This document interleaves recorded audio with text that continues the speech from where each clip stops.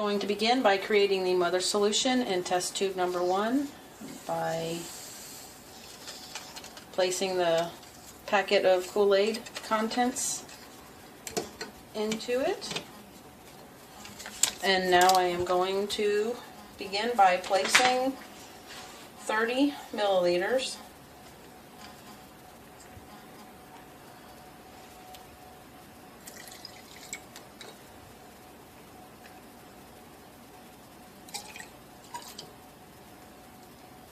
The syringe is 10 milliliters, so it takes 3 to equal the 30. And now I am going to shake the solution.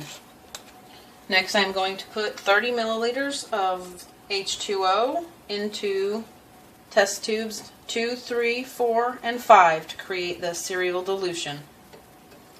Next I am going to insert 10 milliliters from the mother solution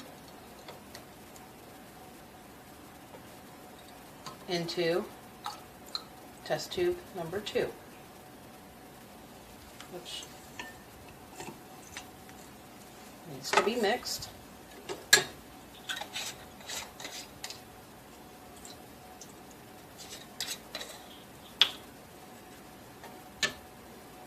Now I'm going to withdraw 10 milliliters from test tube number 2 and place it into test tube number 3. And it needs to be mixed as well.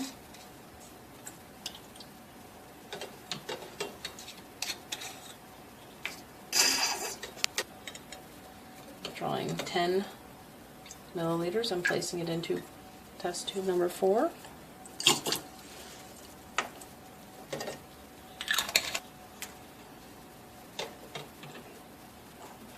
And now I'm withdrawing 10 milliliters from test tube number 4 and placing it into test tube number 5. This is how I determine the molarity for the mother solution. I use the following formula: M equals N over V. And as you can see, the M is for molarity, the N is for the substance, in this case it's 3.6 grams. The V is for the solution, in our case it's 30 milliliters. So the equation, molarity equals 3.6 grams divided by 30 milliliters, so the molarity comes out to be 0.12. Okay, first and foremost, sucrose is the key ingredient in Kool-Aid. The molecular formula of sucrose is carbon 12, hydrogen 22, oxygen 11. Okay, moving on to the molarity formula for test tube number 2. You have M1, V1, M2, V2, which is the equation.